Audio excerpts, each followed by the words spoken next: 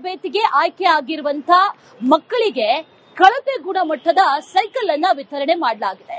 ಯುವಜನ ಮತ್ತು ಕ್ರೀಡಾ ಇಲಾಖೆಯಿಂದ 90 ಸೈಕಲ್ಗಳನ್ನ ಈಗಾಗಲೇ ವಿತರಣೆ ಮಾಡಿದ್ದಾರೆ. ಇದಷ್ಟೇ ಅಲ್ಲ, ಇದು ನಡೆದು 1 ವರ್ಷ ಆಗಿಲ್ಲ. 1 ವರ್ಷದಲ್ಲೇ ಸೈಕಲ್ ಈಗ ತುಕ್ಕು ಹಿಡಿದು ಹೋಗಿದೆ. ಅಸಲಿಗೆ ಕಾರಣ ಏನ್ ಹಾಗಾದ್ರೆ ಇಲ್ಲಿದೆ ನೋಡಿ ಡೀಟೇಲ್ಡ್ ವರದಿ. ಇತ್ತೀಚಿನ ದಿನಗಳಲ್ಲಿ ಒಂದೊಂದು ಇಲಾಖೆಯಲ್ಲಿ ಒಂದೊಂದು ಭ್ರಷ್ಟಾಚಾರಗಳು ಬಯಲಿಗೆ ಬರ್ತಾ ಇರತಕ್ಕಂಥದ್ದು. ರಸ್ತೆ ಮಾಡುವಲ್ಲಿ ಕಳಪೆ ರಸ್ತೆಗಳನ್ನ ಮಾಡ್ತಾ ಇದ್ರು, ಜೊತೆಗೆ ಕಟ್ಟಡಗಳ ನಿರ್ಮಾಣವನ್ನ ಮಾಡ್ತಕ್ಕಂಥ ಸಂದರ್ಭದಲ್ಲಿ ಕಳಪೆ ಕಟ್ಟಡಗಳನ್ನ ನಿರ್ಮಾಣ ಮಾಡ್ತಾ ಇದ್ರು. ಇದೇ ರೀತಿಯಾಗಿ ಬೇರೆ ಬೇರೆ ಇಲಾಖೆಗಳಲ್ಲಿ ಬೇರೆ ಬೇರೆ ರೀತಿಯಾಗಿ ಭ್ರಷ್ಟಾಚಾರ ನಡೀತಾ ಇರತಕ್ಕಂಥದ್ದು. ಇದು ನಾನು ಈಗ ತೋರಿಸ್ತಾ ಇರತಕ್ಕಂಥ ಸ್ಟೋರಿ ಏನು ಅಂದ್ರೆ, ಕ್ರೀಡಾ ಇಲಾಖೆಯಲ್ಲೂ ಕೂಡ ಭ್ರಷ್ಟಾಚಾರ ಆಗಿದೆ ಅನ್ನೋದಕ್ಕೆ ನಮಗೆ ಈಗ ಒಂದಷ್ಟು ಸಾಕ್ಷಿಗಳು ಲಭ್ಯವಾಗಿರ್ತಕ್ಕಂಥದ್ದು. ಈ ದೃಶ್ಯದಲ್ಲಿ ನಾನು ನಿಮ್ಗೆ ತೋರಿಸ್ತಾ ಹೋಗ್ತೀನಿ, ನೋಡಬಹುದು. ಇವೆಲ್ಲವೂ ಕೂಡ ಬಳ್ಳಾರಿಯಲ್ಲಿ ಇರ್ತಕ್ಕಂಥ ವಸತಿ ಸಹಿತ ಕ್ರೀಡಾ ಹಾಸ್ಟೆಲ್ ನಲ್ಲಿ ವಿದ್ಯಾರ್ಥಿಗಳಿಗೆ ಅಥವಾ ಕ್ರೀಡಾರ್ಥಿಗಳಿಗೆ ಕೊಟ್ಟಿರ್ತಕ್ಕಂಥ ಸೈಕಲ್ಗಳು. ಸುಮಾರು 90ಕ್ಕೂ ಹೆಚ್ಚು ಸೈಕಲ್ಗಳನ್ನ ನೀಡಿ ಕೇವಲ 1 ವರ್ಷ ಕೂಡ ಕಳೆದಿಲ್ಲ, ಆಗ್ಲೇ ಈ ಎಲ್ಲಾ ಸೈಕಲ್ಗಳು ಮೂಲೆಯನ್ನ ಸೇರಿರ್ತಕ್ಕಂಥದ್ದು. ಯಾಕಾಗಿ ಅಂದ್ರೆ ಕಳಪೆ ಸೈಕಲ್ಗಳನ್ನ ವಿತರಣೆ ಮಾಡಿರ್ತಕ್ಕಂಥ ಹಿನ್ನೆಲೆಯಲ್ಲಿ ಈ ರೀತಿಯಾಗಿ ವಿದ್ಯಾರ್ಥಿಗಳು ಇವುಗಳನ್ನ ಏನು ಬಳಕೆ ಮಾಡಬೇಕಾಗಿತ್ತು, ಈಗ ಅವು ಬಳಕೆ ಮಾಡೋದಕ್ಕೆ ಯೋಗ್ಯವಾಗಿಲ್ಲ. ಇವುಗಳನ್ನ ಕೊಟ್ಟು ಕೇವಲ 1 ವರ್ಷ ಕಳೆದಿಲ್ಲ, ಅಷ್ಟರಲ್ಲೇ ಈ ರೀತಿಯಾಗಿ ಒಂದು ಮೂಲೆಯನ್ನ ಸೇರಿರ್ತಕ್ಕಂಥದ್ದು. ಅಂದ್ರೆ ಒಂದೊಂದು ಸೈಕಲ್ಗಳ ಸ್ಥಿತಿ ಒಂದೊಂದು ರೀತಿಯಾಗಿರ್ತಕ್ಕಂಥದ್ದು. ಕೆಲವೊಂದು ಸೈಕಲ್ಗಳ ಸ್ಥಿತಿ ಏನಂದ್ರೆ ಈ ರಿಮ್ಗಳು ಇರ್ಬೋದು, ಅವು ಬೆಂಡ್ ಆಗಿದ್ರೆ, ಇನ್ನೊಂದು ಕಡೆಗೆ ಹ್ಯಾಂಡಲ್ಗಳು ಕೂಡ ಮುರಿದಿರ್ತಕ್ಕಂಥದ್ದು. ಇದೇ ರೀತಿಯಾಗಿ ಕೇವಲ 1 ಸೈಕಲ್ ಅಲ್ಲ, ಸುಮಾರು 90ಕ್ಕೂ ಹೆಚ್ಚು ಸೈಕಲ್ಗಳನ್ನ ಕ್ರೀಡಾ ಇಲಾಖೆಯಿಂದ ವಿದ್ಯಾರ್ಥಿಗಳಿಗೆ ನೀಡಿದ್ರು. ಅವೆಲ್ಲವೂ ಕೂಡ ಈಗ ಹಾಳಾಗಿರ್ತಕ್ಕಂಥದ್ದು. ಈ ಒಂದು ವಸತಿ ನಿಲಯ ಏನಿದೆ ಅಂದ್ರೆ ವಸತಿ ಸಹಿತ ಕ್ರೀಡಾ ಹಾಸ್ಟೆಲ್ ಏನಿದೆ, ಇಲ್ಲಿಂದ ವಿದ್ಯಾರ್ಥಿಗಳು ಸುಮಾರು 4-5 ಕಿಲೋಮೀಟರ್ ಅಷ್ಟು ದೂರದಲ್ಲಿ ಹೋಗಿ ಕ್ರೀಡೆಯನ್ನ ಅಭ್ಯಾಸ ಮಾಡ್ತಾರೆ. ಅದರಲ್ಲೂ ಫುಟ್ಬಾಲ್ ಮತ್ತೆ ಹಾಕಿಯನ್ನ ಆಡ್ತಕ್ಕಂಥ ವಿದ್ಯಾರ್ಥಿಗಳಿಗೆ ಅಥವಾ ಕ್ರೀಡಾರ್ಥಿಗಳಿಗೆ ಈ ಒಂದು ಸೈಕಲ್ ಗಳನ್ನ ವಿತರಣೆ ಮಾಡಿದ್ರು. ಆದ್ರೆ ಈಗ ಈ ಸೈಕಲ್ ಇಲ್ಲದೆ ಅವರು ನಡೆದುಕೊಂಡು ಹೋಗಬೇಕಾದ ಅನಿವಾರ್ಯತೆ ಎದುರಾಗಿರ್ತಕ್ಕಂಥದ್ದು. ಈ ಒಂದು ಸೈಕಲ್ ನ ಬೆಲೆ ಸುಮಾರು 7,000 ರೂಪಾಯಿಗಿಂತ ಹೆಚ್ಚಿರ್ತಕ್ಕಂಥದ್ದು. ಸಾಮಾನ್ಯವಾಗಿ ಯಾರಾದ್ರೂ ಮನೆಯಲ್ಲಿ ಒಂದು ಸೈಕಲ್ ನ ತೆಗೆದುಕೊಂಡಿದ್ರು ಅಂತ ಹೇಳೋದಾದ್ರೆ ಅವರು ಕನಿಷ್ಠ ಒಂದು 5 ವರ್ಷನಾದ್ರೂ ಆ ಸೈಕಲ್ ಅನ್ನ ಬಳಕೆ ಮಾಡ್ತಾರೆ, ಆದ್ರೆ ಯೋಗ್ಯವಾಗಿದ್ರೆ ಬಳಕೆ ಮಾಡ್ತಾರೆ. ಆದ್ರೆ ಇಲ್ಲಿ ಕೊಡಿರ್ತಕ್ಕಂಥ ಸೈಕಲ್ಗಳ ಸ್ಥಿತಿ ಯಾವ ರೀತಿ ಇದೆ ನೋಡಬಹುದು. ಅಲ್ಲಿ ಒಂದು ಲೇಬಲ್ ಇದೆ ನೋಡಿ, ಯುವ ಸಬಲೀಕರಣ ಮತ್ತು ಕ್ರೀಡಾ ಇಲಾಖೆಯಿಂದ ಈ ಸೈಕಲ್ ಗಳನ್ನ ವಿತರಣೆ ಮಾಡಲಾಗಿದೆ. ಅದರ ಲೇಬಲ್ ಕೂಡ ಇನ್ನೂ ಕಿತ್ತು ಹೋಗಿಲ್ಲ, ಆಗ್ಲೇ ಈ ಸೈಕಲ್ ಹಳ್ಳವನ್ನ ಹಿಡಿದಿರ್ತಕ್ಕಂಥದ್ದು. ಅಂದ್ರೆ ಇದಕ್ಕೆ ಯಾರು ಹೊಣೆ? ಅಧಿಕಾರಿಗಳ ನಿರ್ಲಕ್ಷ್ಯನ ಅಥವಾ ಇದಕ್ಕೆ ಸಂಬಂಧಪಟ್ಟಂತ ಜನಪ್ರತಿನಿಧಿಗಳ ನಿರ್ಲಕ್ಷ್ಯನ ಅನ್ನೋದು ಈಗ ಎಲ್ಲರಿಗೂ ಕೂಡ ಕಾಡ್ತಾ ಇರ್ತಕ್ಕಂಥ ಪ್ರಶ್ನೆ.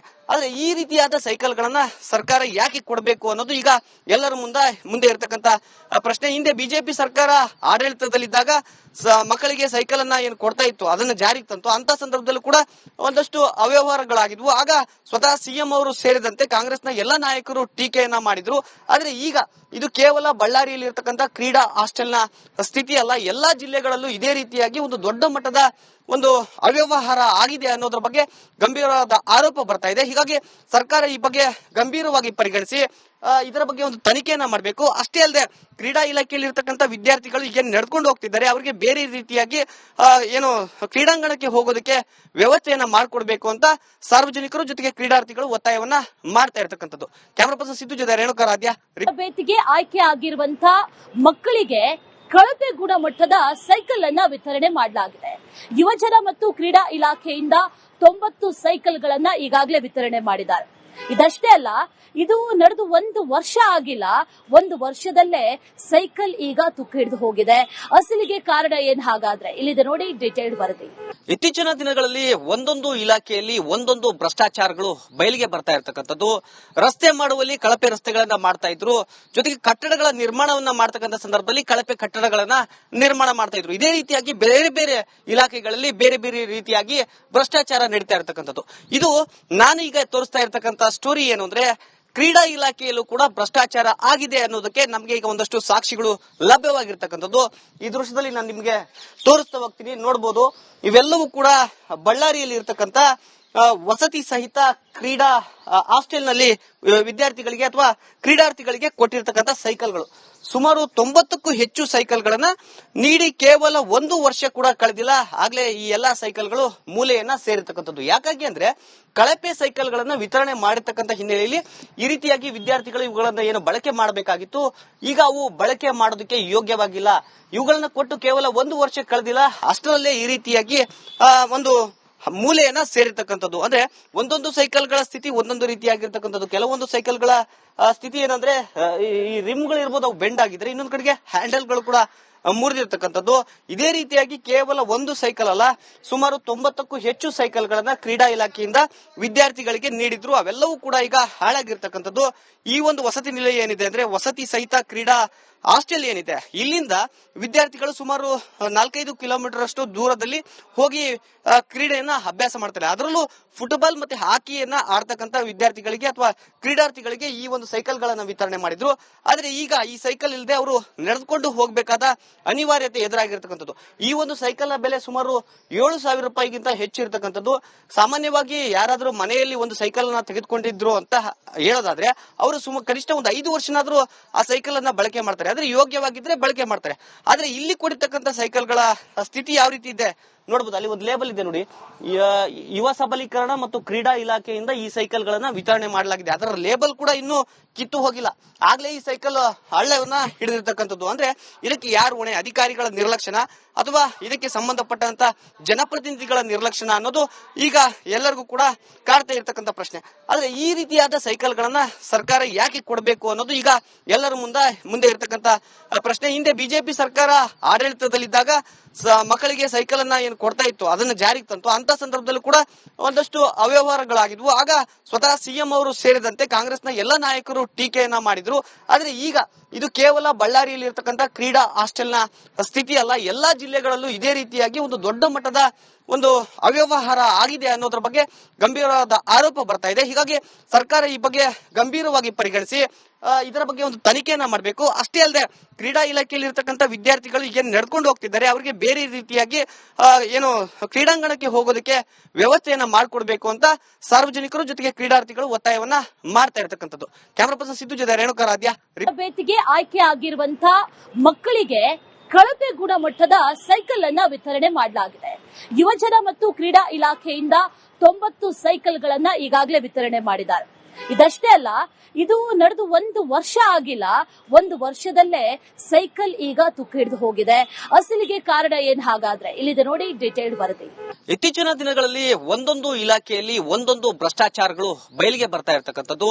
ರಸ್ತೆ ಮಾಡುವಲ್ಲಿ ಕಳಪೆ ರಸ್ತೆಗಳನ್ನ ಮಾಡ್ತಾ ಇದ್ರು, ಜೊತೆಗೆ ಕಟ್ಟಡಗಳ ನಿರ್ಮಾಣವನ್ನ ಮಾಡ್ತಕ್ಕಂಥ ಸಂದರ್ಭದಲ್ಲಿ ಕಳಪೆ ಕಟ್ಟಡಗಳನ್ನ ನಿರ್ಮಾಣ ಮಾಡ್ತಾ ಇದ್ರು. ಇದೇ ರೀತಿಯಾಗಿ ಬೇರೆ ಬೇರೆ ಇಲಾಖೆಗಳಲ್ಲಿ ಬೇರೆ ಬೇರೆ ರೀತಿಯಾಗಿ ಭ್ರಷ್ಟಾಚಾರ ನಡೀತಾ ಇರ್ತಕ್ಕಂಥದ್ದು. ಇದು ನಾನು ಈಗ ತೋರಿಸ್ತಾ ಇರ್ತಕ್ಕಂಥ ಸ್ಟೋರಿ ಏನು ಅಂದ್ರೆ ಕ್ರೀಡಾ ಇಲಾಖೆಯಲ್ಲೂ ಕೂಡ ಭ್ರಷ್ಟಾಚಾರ ಆಗಿದೆ ಅನ್ನೋದಕ್ಕೆ ನಮ್ಗೆ ಈಗ ಒಂದಷ್ಟು ಸಾಕ್ಷಿಗಳು ಲಭ್ಯವಾಗಿರ್ತಕ್ಕಂಥದ್ದು. ಈ ದೃಶ್ಯದಲ್ಲಿ ನಾನು ನಿಮ್ಗೆ ತೋರಿಸ್ತಾ ಹೋಗ್ತೀನಿ, ನೋಡಬಹುದು. ಇವೆಲ್ಲವೂ ಕೂಡ ಬಳ್ಳಾರಿಯಲ್ಲಿ ಇರ್ತಕ್ಕಂಥ ವಸತಿ ಸಹಿತ ಕ್ರೀಡಾ ಹಾಸ್ಟೆಲ್ ನಲ್ಲಿ ವಿದ್ಯಾರ್ಥಿಗಳಿಗೆ ಅಥವಾ ಕ್ರೀಡಾರ್ಥಿಗಳಿಗೆ ಕೊಟ್ಟಿರ್ತಕ್ಕಂಥ ಸೈಕಲ್ಗಳು. ಸುಮಾರು 90ಕ್ಕೂ ಹೆಚ್ಚು ಸೈಕಲ್ ಗಳನ್ನ ನೀಡಿ ಕೇವಲ 1 ವರ್ಷ ಕೂಡ ಕಳೆದಿಲ್ಲ, ಆಗ್ಲೇ ಈ ಎಲ್ಲಾ ಸೈಕಲ್ಗಳು ಮೂಲೆಯನ್ನ ಸೇರಿರ್ತಕ್ಕಂಥದ್ದು. ಯಾಕಾಗಿ ಅಂದ್ರೆ ಕಳಪೆ ಸೈಕಲ್ ಗಳನ್ನ ವಿತರಣೆ ಮಾಡಿರ್ತಕ್ಕಂಥ ಹಿನ್ನೆಲೆಯಲ್ಲಿ ಈ ರೀತಿಯಾಗಿ ವಿದ್ಯಾರ್ಥಿಗಳು ಇವುಗಳನ್ನ ಏನು ಬಳಕೆ ಮಾಡಬೇಕಾಗಿತ್ತು, ಈಗ ಅವು ಬಳಕೆ ಮಾಡೋದಕ್ಕೆ ಯೋಗ್ಯವಾಗಿಲ್ಲ. ಇವುಗಳನ್ನ ಕೊಟ್ಟು ಕೇವಲ 1 ವರ್ಷ ಕಳೆದಿಲ್ಲ, ಅಷ್ಟರಲ್ಲೇ ಈ ರೀತಿಯಾಗಿ ಒಂದು ಮೂಲೆಯನ್ನ ಸೇರಿರ್ತಕ್ಕಂಥದ್ದು. ಅಂದ್ರೆ ಒಂದೊಂದು ಸೈಕಲ್ ಗಳ ಸ್ಥಿತಿ ಒಂದೊಂದು ರೀತಿಯಾಗಿರ್ತಕ್ಕಂಥದ್ದು. ಕೆಲವೊಂದು ಸೈಕಲ್ ಗಳ ಸ್ಥಿತಿ ಏನಂದ್ರೆ ಈ ರಿಮ್ಗಳು ಇರ್ಬೋದು, ಅವು ಬೆಂಡ್ ಆಗಿದ್ರೆ, ಇನ್ನೊಂದು ಕಡೆಗೆ ಹ್ಯಾಂಡಲ್ಗಳು ಕೂಡ ಮುರಿದಿರ್ತಕ್ಕಂಥದ್ದು. ಇದೇ ರೀತಿಯಾಗಿ ಕೇವಲ ಒಂದು ಸೈಕಲ್ ಅಲ್ಲ, ಸುಮಾರು 90ಕ್ಕೂ ಹೆಚ್ಚು ಸೈಕಲ್ ಗಳನ್ನ ಕ್ರೀಡಾ ಇಲಾಖೆಯಿಂದ ವಿದ್ಯಾರ್ಥಿಗಳಿಗೆ ನೀಡಿದ್ರು. ಅವೆಲ್ಲವೂ ಕೂಡ ಈಗ ಹಾಳಾಗಿರ್ತಕ್ಕಂಥದ್ದು. ಈ ಒಂದು ವಸತಿ ನಿಲಯ ಏನಿದೆ ಅಂದ್ರೆ ವಸತಿ ಸಹಿತ ಕ್ರೀಡಾ ಹಾಸ್ಟೆಲ್ ಏನಿದೆ, ಇಲ್ಲಿಂದ ವಿದ್ಯಾರ್ಥಿಗಳು ಸುಮಾರು 4-5 ಕಿಲೋಮೀಟರ್ ಅಷ್ಟು ದೂರದಲ್ಲಿ ಹೋಗಿ ಕ್ರೀಡೆಯನ್ನ ಅಭ್ಯಾಸ ಮಾಡ್ತಾರೆ. ಅದರಲ್ಲೂ ಫುಟ್ಬಾಲ್ ಮತ್ತೆ ಹಾಕಿಯನ್ನ ಆಡ್ತಕ್ಕಂಥ ವಿದ್ಯಾರ್ಥಿಗಳಿಗೆ ಅಥವಾ ಕ್ರೀಡಾರ್ಥಿಗಳಿಗೆ ಈ ಒಂದು ಸೈಕಲ್ ಗಳನ್ನ ವಿತರಣೆ ಮಾಡಿದ್ರು. ಆದ್ರೆ ಈಗ ಈ ಸೈಕಲ್ ಇಲ್ಲದೆ ಅವರು ನಡೆದುಕೊಂಡು ಹೋಗಬೇಕಾದ ಅನಿವಾರ್ಯತೆ ಎದುರಾಗಿರ್ತಕ್ಕಂಥದ್ದು. ಈ ಒಂದು ಸೈಕಲ್ ನ ಬೆಲೆ ಸುಮಾರು 7,000 ರೂಪಾಯಿಗಿಂತ ಹೆಚ್ಚಿರ್ತಕ್ಕಂಥದ್ದು. ಸಾಮಾನ್ಯವಾಗಿ ಯಾರಾದ್ರೂ ಮನೆಯಲ್ಲಿ ಒಂದು ಸೈಕಲ್ ನ ತೆಗೆದುಕೊಂಡಿದ್ರು ಅಂತ ಹೇಳೋದಾದ್ರೆ ಅವರು ಕನಿಷ್ಠ ಒಂದು 5 ವರ್ಷನಾದ್ರೂ ಆ ಸೈಕಲ್ ಅನ್ನ ಬಳಕೆ ಮಾಡ್ತಾರೆ. ಆದ್ರೆ ಯೋಗ್ಯವಾಗಿದ್ರೆ ಬಳಕೆ ಮಾಡ್ತಾರೆ.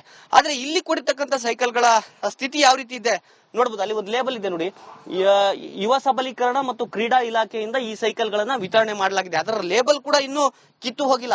ಆಗ್ಲೇ ಈ ಸೈಕಲ್ ಹಳ್ಳವನ್ನ ಹಿಡಿದಿರ್ತಕ್ಕಂಥದ್ದು. ಅಂದ್ರೆ ಇದಕ್ಕೆ ಯಾರು ಹೊಣೆ? ಅಧಿಕಾರಿಗಳ ನಿರ್ಲಕ್ಷ್ಯನ ಅಥವಾ ಇದಕ್ಕೆ ಸಂಬಂಧಪಟ್ಟಂತ ಜನಪ್ರತಿನಿಧಿಗಳ ನಿರ್ಲಕ್ಷ್ಯನ ಅನ್ನೋದು ಈಗ ಎಲ್ಲರಿಗೂ ಕೂಡ ಕಾಡ್ತಾ ಇರ್ತಕ್ಕಂಥ ಪ್ರಶ್ನೆ. ಆದ್ರೆ ಈ ರೀತಿಯಾದ ಸೈಕಲ್ ಗಳನ್ನ ಸರ್ಕಾರ ಯಾಕೆ ಕೊಡಬೇಕು ಅನ್ನೋದು ಈಗ ಎಲ್ಲರ ಮುಂದೆ ಇರ್ತಕ್ಕಂಥ ಪ್ರಶ್ನೆ. ಹಿಂದೆ ಬಿಜೆಪಿ ಸರ್ಕಾರ ಆಡಳಿತದಲ್ಲಿದ್ದಾಗ ಮಕ್ಕಳಿಗೆ ಸೈಕಲ್ ಅನ್ನ ಏನು ಏನು ಕೊಡ್ತಾ ಇತ್ತು ಅದನ್ನ ಜಾರಿಗೆ ತಂತು. ಅಂತ ಸಂದರ್ಭದಲ್ಲೂ ಕೂಡ ಒಂದಷ್ಟು ಅವ್ಯವಹಾರಗಳಾಗಿದ್ವು. ಆಗ ಸ್ವತಃ ಸಿಎಂ ಅವರು ಸೇರಿದಂತೆ ಕಾಂಗ್ರೆಸ್ನ ಎಲ್ಲ ನಾಯಕರು ಟೀಕೆಯನ್ನ ಮಾಡಿದ್ರು.